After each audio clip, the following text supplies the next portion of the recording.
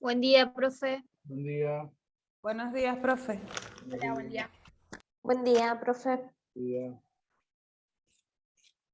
¿Me escuchan bien, no? Sí, sí, profe. A veces estaba fallando el micrófono, por eso.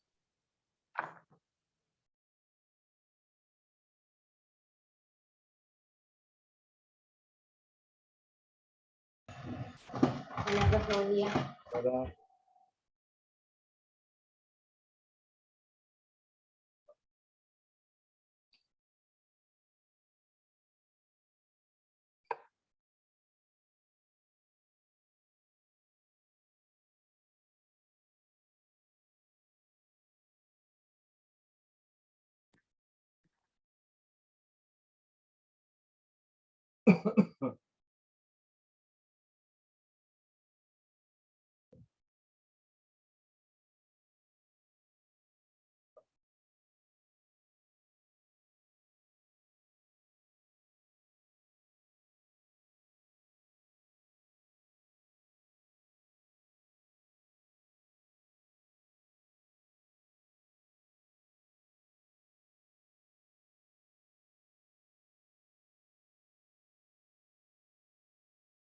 Vamos a esperar un poquito más si se conecta alguno más.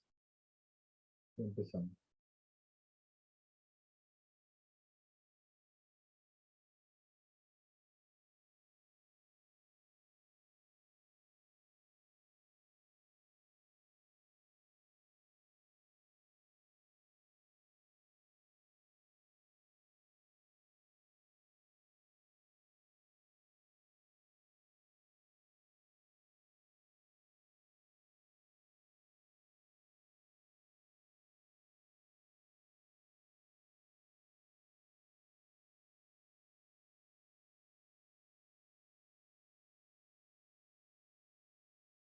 Bueno, vamos a ir empezando. Primero les quiero decir algo.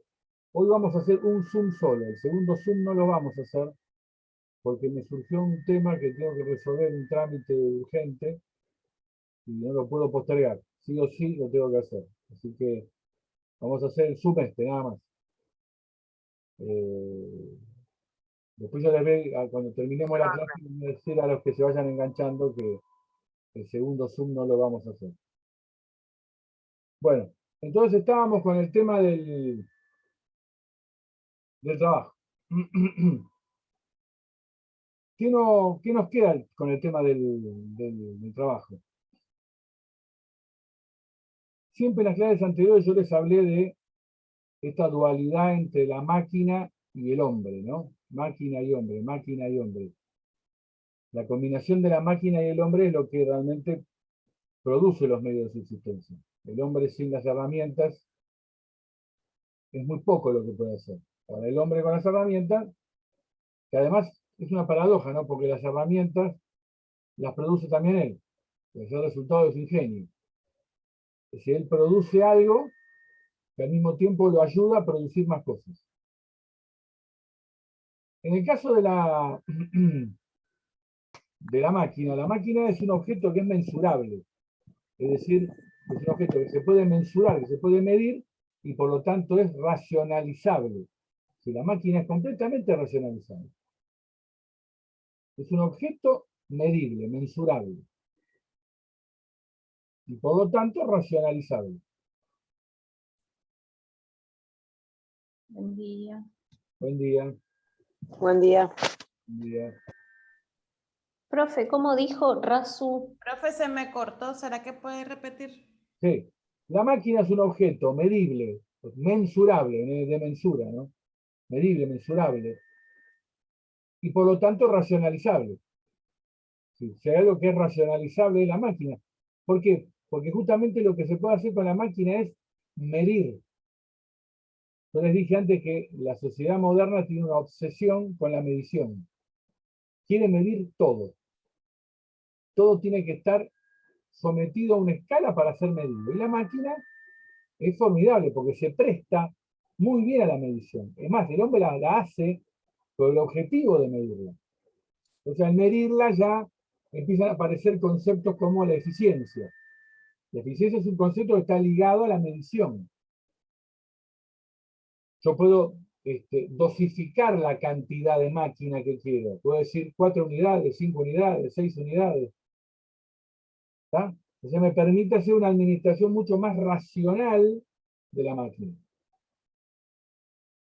El hombre tiene un problema como trabajador, como fuerza de trabajo. Se resiste a ser medido. Se resiste, lo cual no significa que no sea objeto de medición. Pero se resiste, ¿por qué?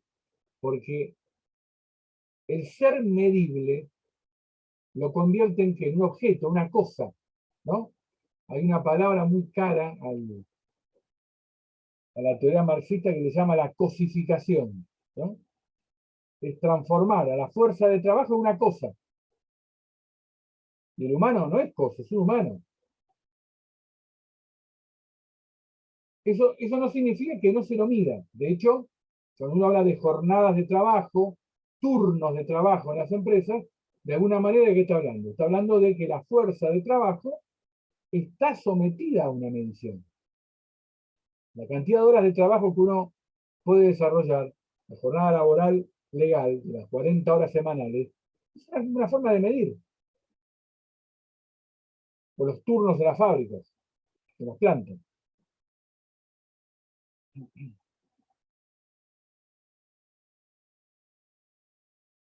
Y acá es donde aparece no el concepto de trabajo humano, sino el concepto de fuerza de trabajo. Es decir, estamos hablando de una fuerza de trabajo. Es decir, el hombre lo que hace cuando va a trabajar, entrega su fuerza de trabajo. La vende, la entrega a alguien para que haga uso de ella a cambio de un salario.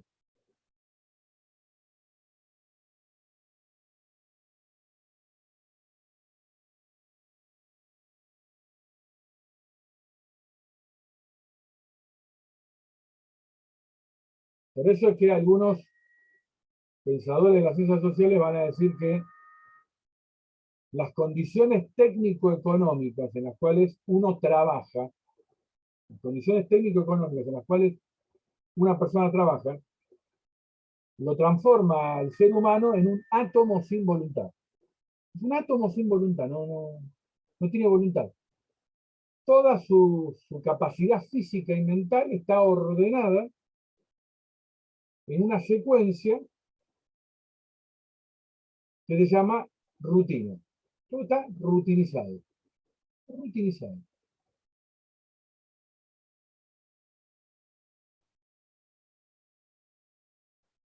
Esto no significa que la palabra rutina en sí misma sea mala. En una sociedad moderna todos tenemos rutinas, porque si no tenemos rutinas no podemos vivir. Porque no podemos hacer un uso eficiente del tiempo. Todos tenemos, o la mayor parte, yo por ejemplo no puedo vivir sin una agenda. Ya la agenda me está marcando una forma de medir el uso de mi tiempo. El uso de mi tiempo va a estar condicionado y medido por esa agenda donde yo lo que hago es ubicar actividades que tengo que hacer durante el día o durante la semana. Si yo no vivo el trabajo moderno, el trabajo humano moderno, no es un trabajo que vive de manera armoniosa, en consonancia con los ritmos de la naturaleza. Nosotros no vivimos en consonancia con esos ritmos.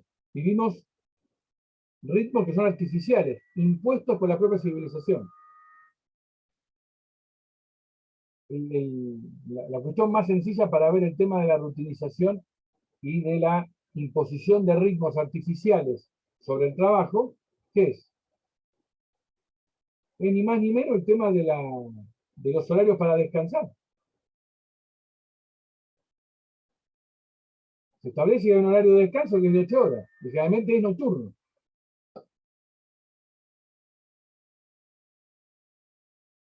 Pero mañana pueden decir que no, que el horario que la gente duerma de día y trabaje de noche.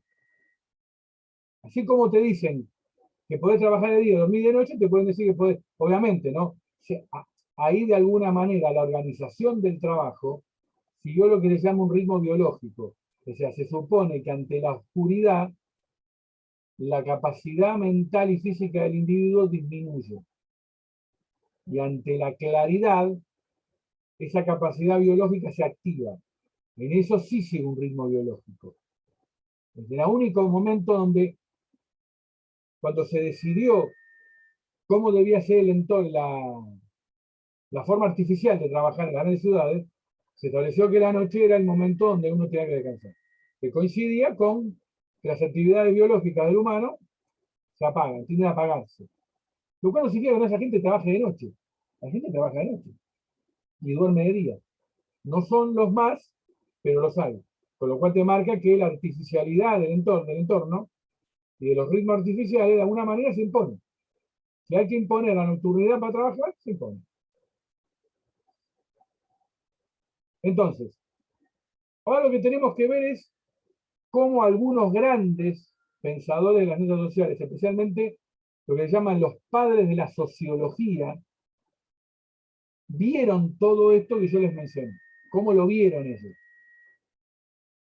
El primero que viene, hay tres. Uno es Marx, el otro es Weber y el otro es Durkheim, ¿no? Marx, Weber y Durkheim. Son los grandes,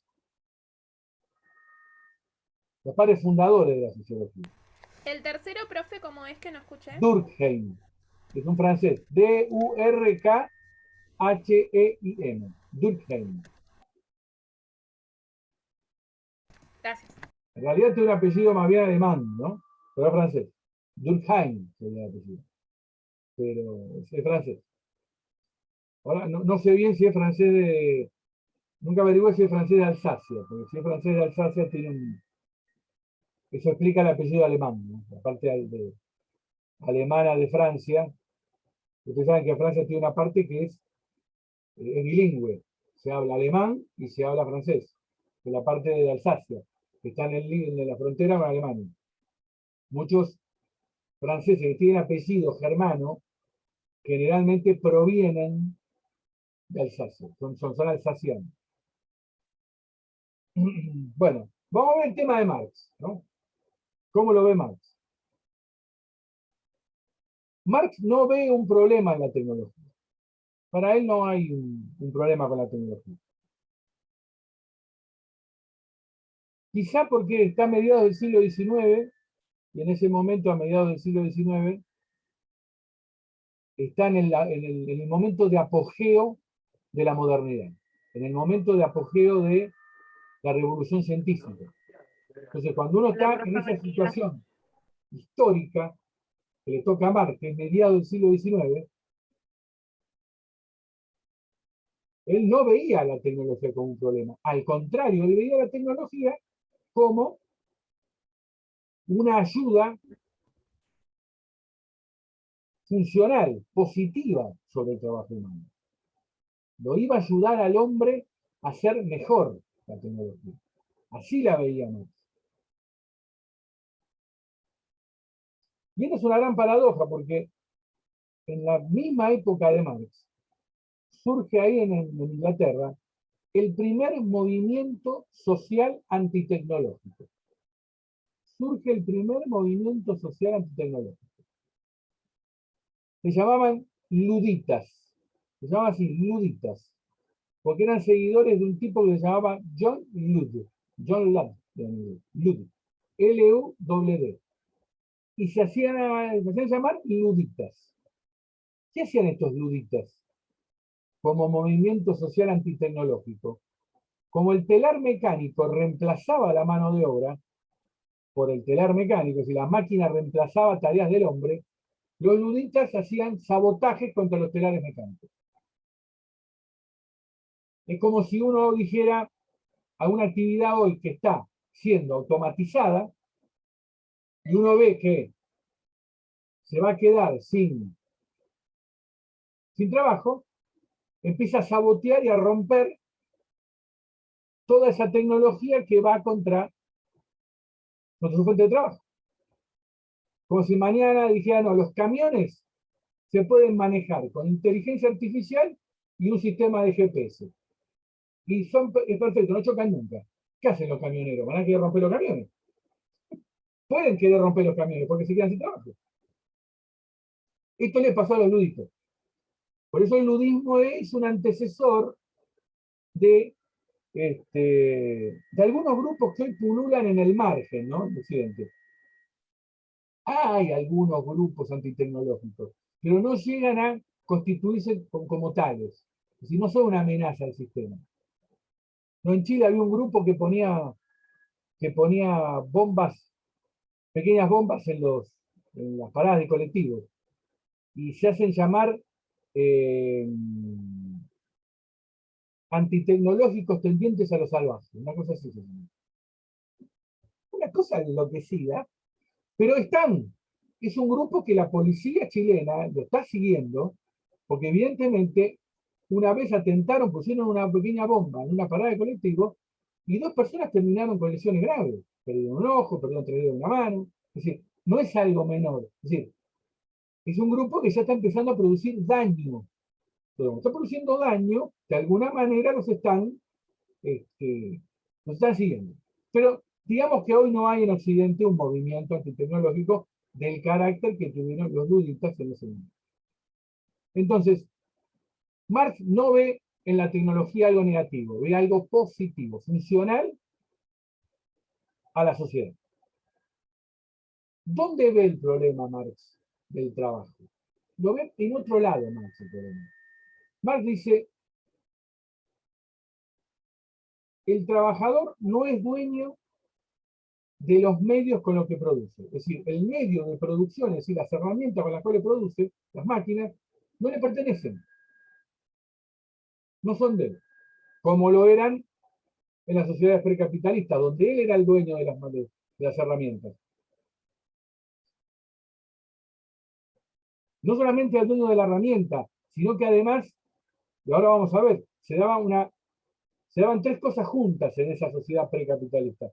Primero, era el dueño de las máquinas, de las herramientas. Las herramientas eran de él.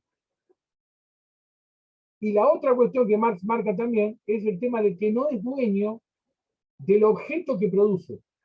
Si lo que él produce, él no es el dueño de lo que produce, del objeto que produce, del bien que produce.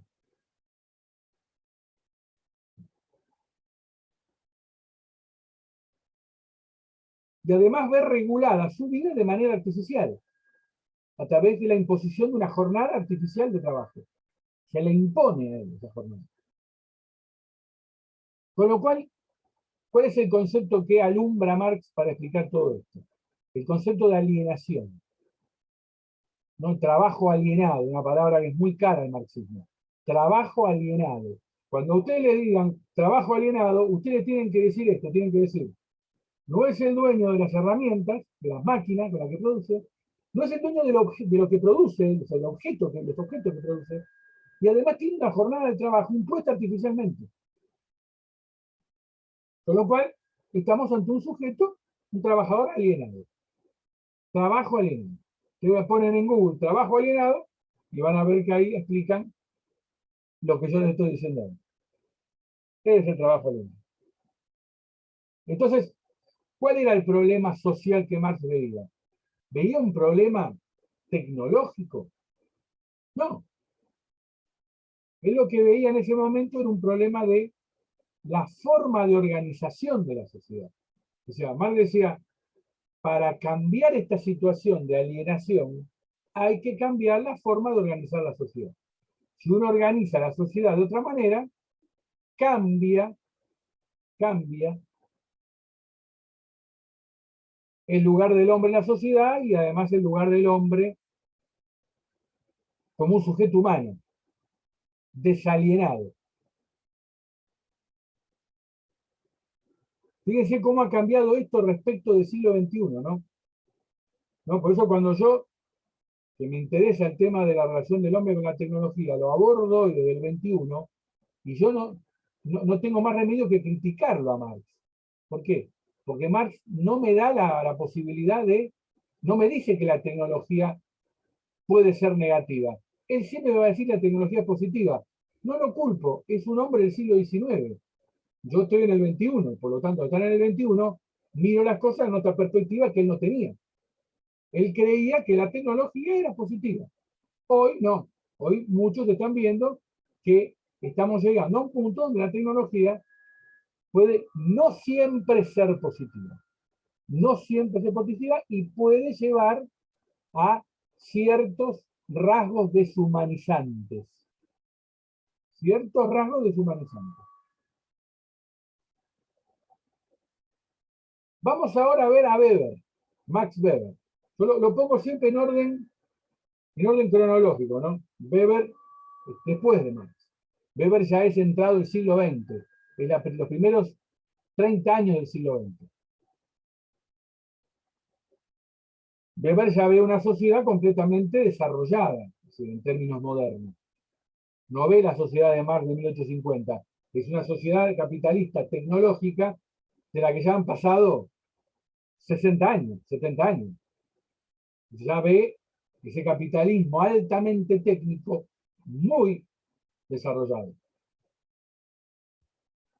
Entonces acá Weber sí empieza a ver el fenómeno que Marx no veía en 1850.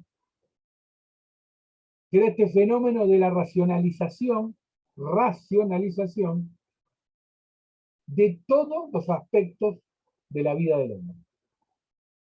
Todos los aspectos de la vida del hombre iban a estar bajo el cálculo de la razón, desarrollando todos los sistemas de medición posibles.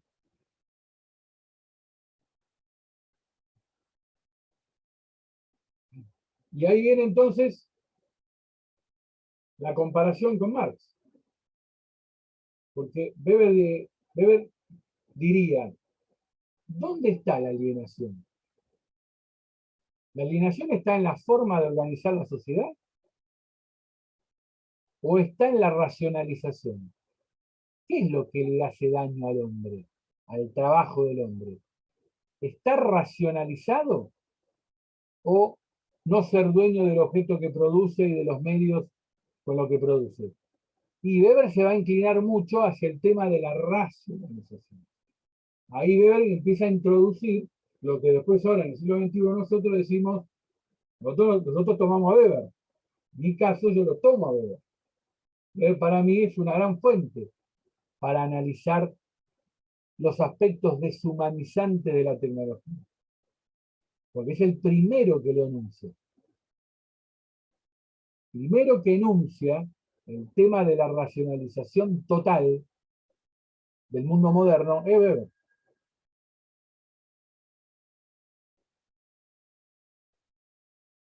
Weber va a tener una frase que es una frase de él, muchas frases de él pasaban a la historia, pero hay una que se llama: el hombre moderno vive un desencantamiento del mundo. Se llama desencantamiento del mundo. El mundo deja de ser un lugar encantado. Encantado en el sentido de esos relatos fantásticos, ¿no? ¿Se acuerdan cuando nosotros veíamos, cuando éramos chicos, esos cuentos de hadas y hablaban de encantamiento? El encantamiento era una fuerza mágica. El hombre premoderno vivía dentro de un encantamiento. Creía en fuerzas mágicas. En árboles que le hablaban. La lluvia era los dioses que se enojaban.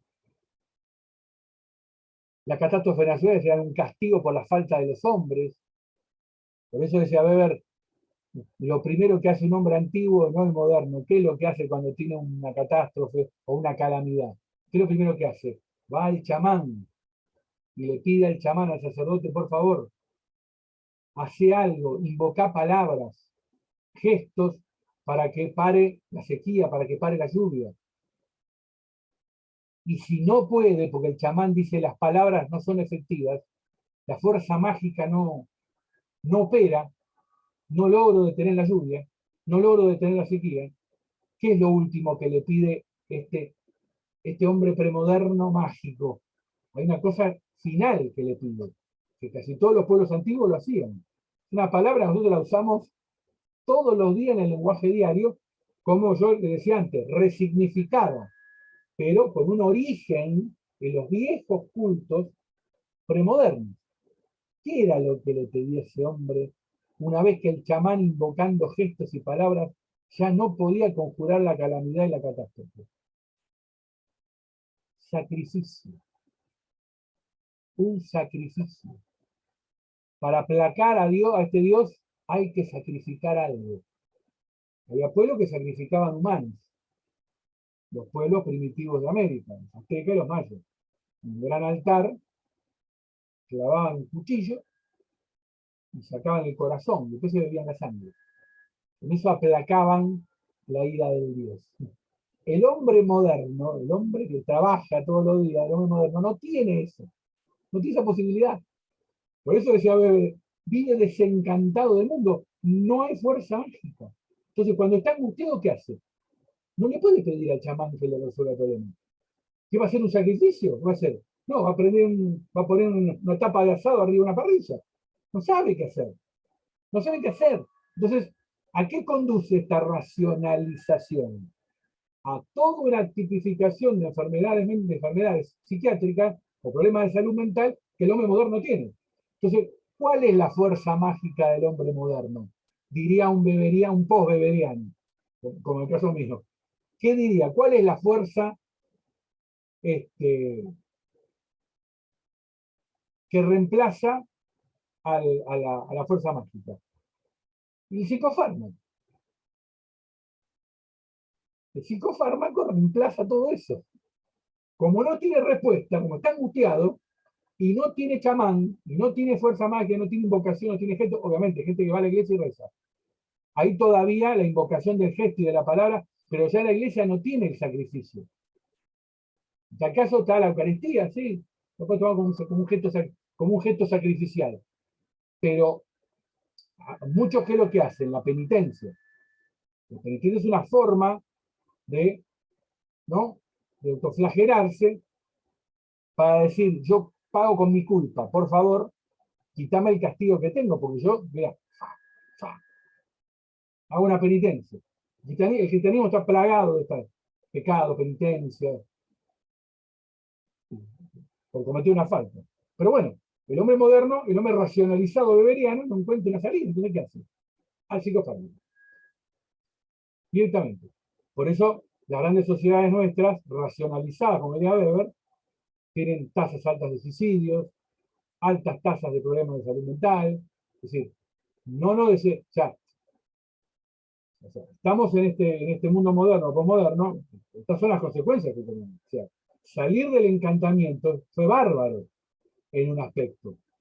En un aspecto fue muy bueno, pero en otro aspecto no.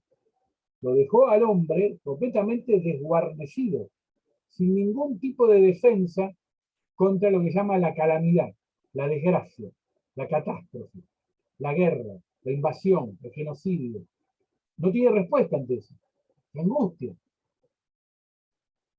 El hombre antiguo todo eso lo toleraba. ¿Cómo?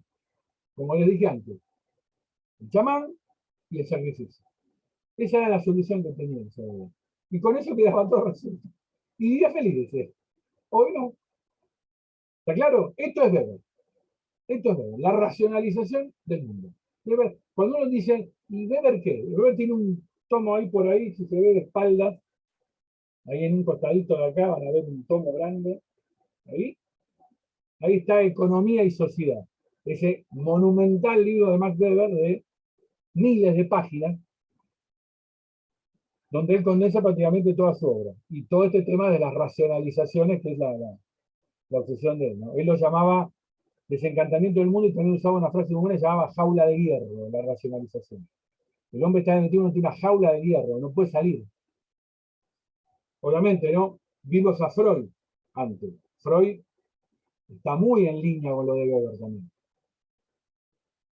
Freud hablaba también de que el trabajo no era gratificante y esa falta de gratificación lo que hacía era ponerlo al hombre cada vez más violento.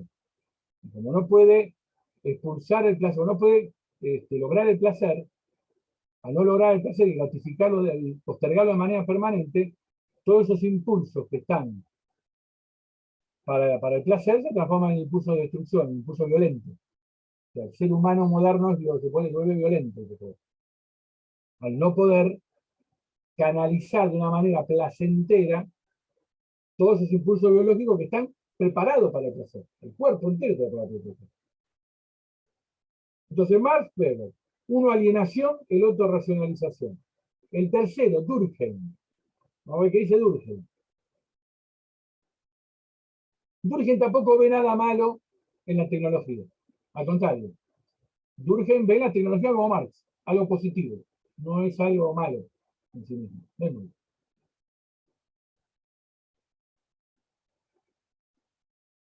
Pero lo que sí ve Durkheim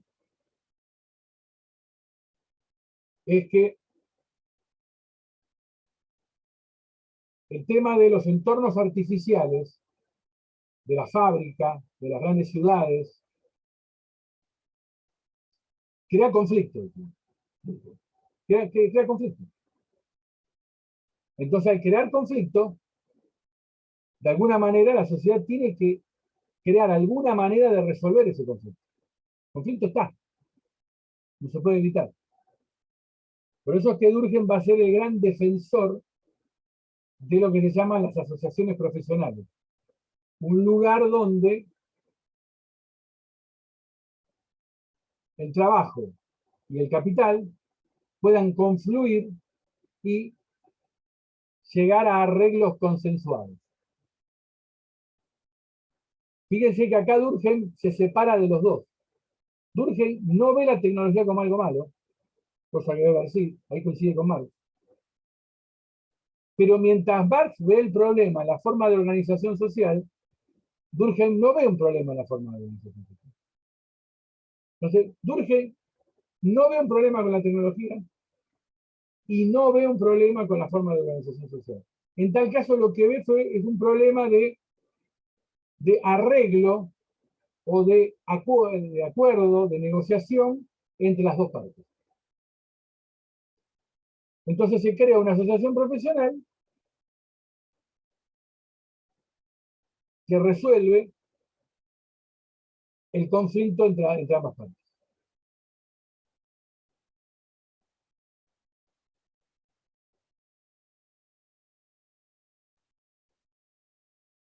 Quizá por eso Durkheim, dentro de todos los padres de la sociología, es el que menos se lo visita. ¿Por qué?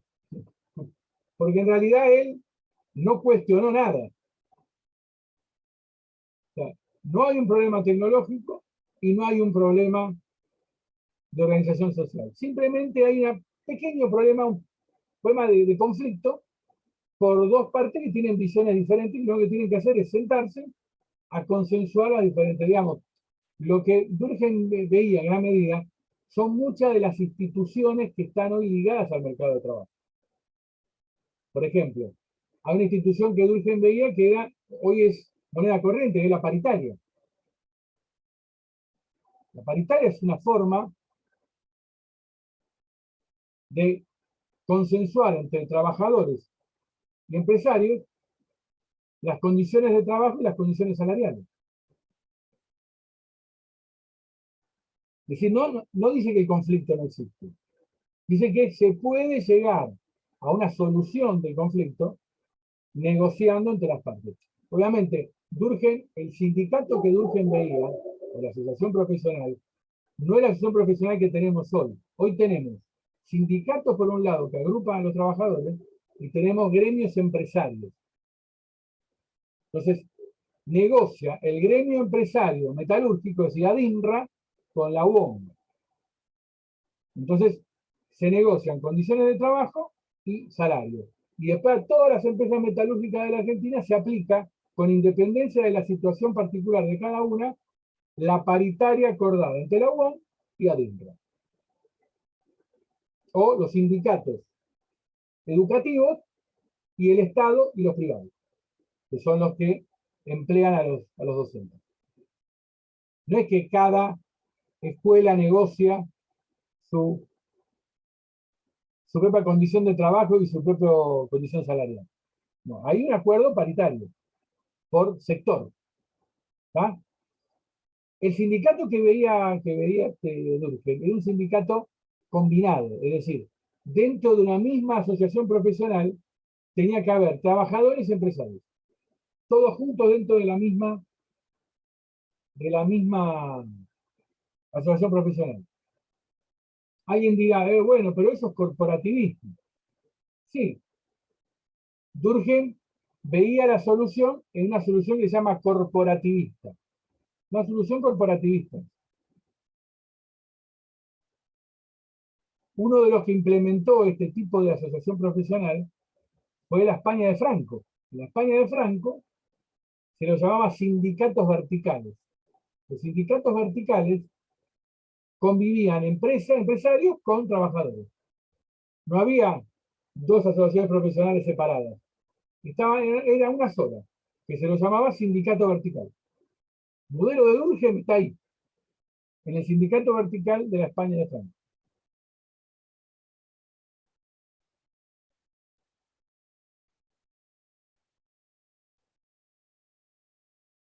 Obviamente que acá cuando uno los ve a los tres, uno va a ver claramente que los tres plantean formas. Weber era un liberal. Weber era un liberal.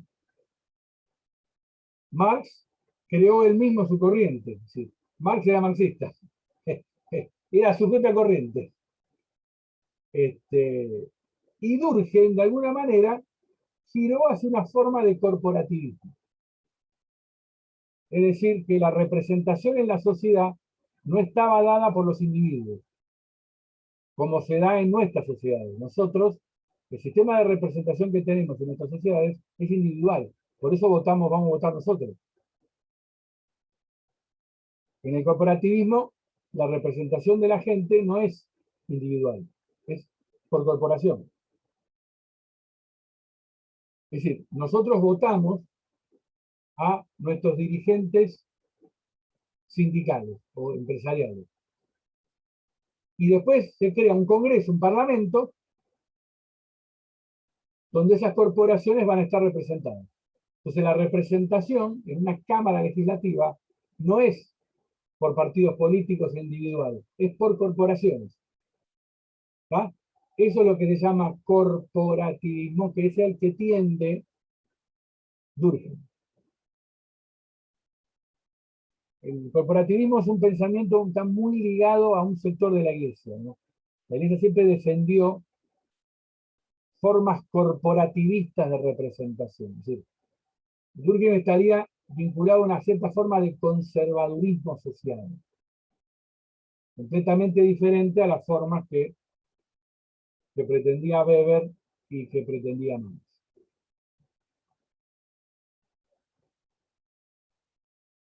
Por supuesto, ¿no? Después, el tema de la combinación de la máquina y del hombre dio origen al Fordismo, al Taylorismo. Todas esas son formas científicas de organizar el trabajo. Y son formas racionales, diría Weber, de organizar el trabajo. El Fordismo y el Taylorismo.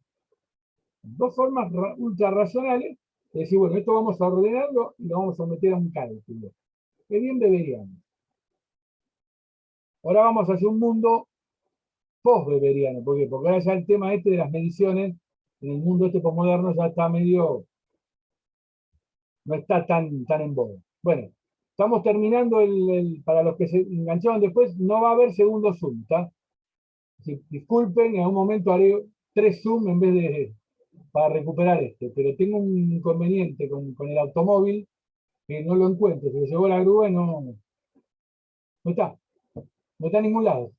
No, voy a tener que ir a un CGP a ver dónde está. No lo encuentro. Lo dejé estacionado y no lo encontré más. Desde ayer a la tarde y no lo encuentro. Bueno, les mando un saludo y nos vemos. Ah, profe, gracias. Chao, profe. Chao, profe, gracias. Chao, hasta luego. Chao. Chao, chao.